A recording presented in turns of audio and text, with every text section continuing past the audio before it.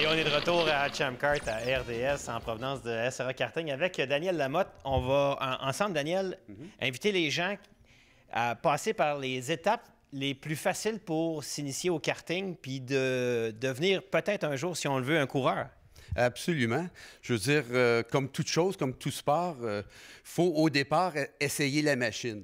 Oui. Okay? Puis je crois que nous, on a l'école de pilotage ici qui te permet non seulement de prendre des cours de pilotage, mais de louer des machines haute performance. Et donc, je viens m'inscrire, je prends le cours. Il faut absolument faire le cours parce que, en plus, ça vient avec la machine. Je n'ai pas besoin d'acheter une machine en partant de zéro.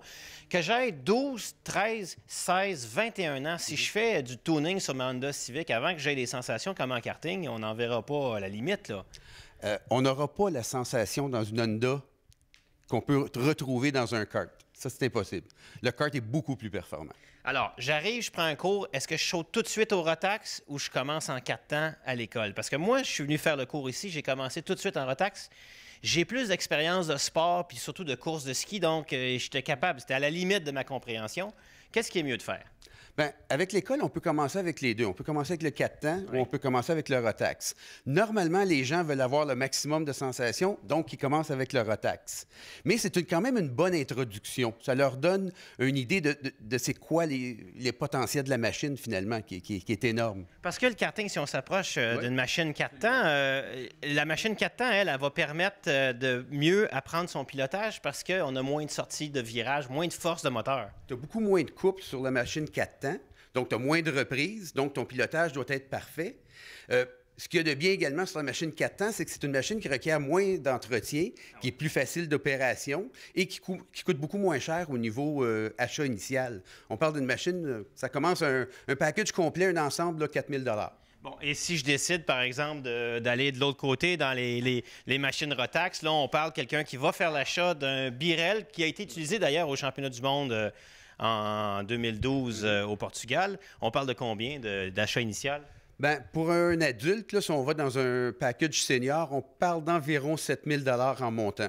Mais là, on a une machine qui est un moteur 2 temps, des reprises foudroyantes, des moteurs qui roulent jusqu'à 14 000 tours, des vitesses de pointe sur un circuit de karting qui atteignent à peu près 120-130 km/h. Alors, ça m'amène encore, Toto, à la question de l'éducation, parce que la marche est haute pour quelqu'un, par exemple, qui n'a pas embarqué en micro ou en mini, puis qui arrive à 14 ans en junior. C'est possible ou il est trop tard? Non, c'est toujours possible. La première étape, réellement, c'est tu achètes ta machine, tu viens faire du lapping, tu te familiarises avec la piste, tu te familiarises avec la machine. Une fois que tu as réellement pu apprendre la base, là, tu vas aller en course. Tu vas en course niveau club. Ça, c'est l'introduction, le niveau 1 de la course. OK. Et ça se passe ici. J'ai pas besoin d'une roulotte avec toute mon équipe. Comme on voit à la Coupe du Québec, on reste ici, on participe en course club. Puis est-ce qu'après, on peut voir si on aime ça déjà, puis de voir comment on se situe par rapport aux concurrents? Oui, absolument. Je veux dire, la course niveau club, c'est un bon départ. Le niveau de compétition est un peu moins élevé, c'est plus convivial, les gens s'entraident un peu plus. Et puis après ça, la prochaine marche, la Coupe du Québec, là, ça devient sérieux.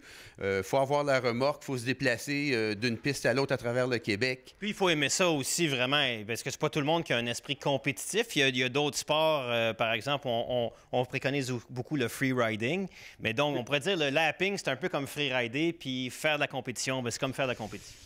C'est évident que quand tu commences à courser puis que tu as eu la piqûre, aller faire du lapping après ça, ça n'a pas le même mordant. Okay. Avoir un compétiteur devant toi que tu veux dépasser, que lui ne veut pas te laisser dépasser, c'est une chose. Faire du lapping, quand les gens te disent ben, « passe à côté de moi parce que c'est plus vite c'est une autre chose. Alors, à partir de quel âge, en terminant, on peut commencer à faire ça?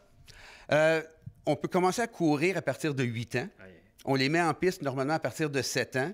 Et puis, il n'y a pas réellement de limite. Il y a des gens dans le début de la soixantaine qui coursent encore. En fait, moi, j'ai tout le temps dit, si on ne peut pas se permettre de s'acheter une Ferrari pour s'exciter en auto, bien, si on s'achète un kart, on se retrouve avec un Rotax, avec une vraie Ferrari pour aller avoir les mêmes sensations.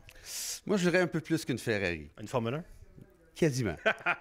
Daniel, merci. Puis on va retourner à l'action sur la piste.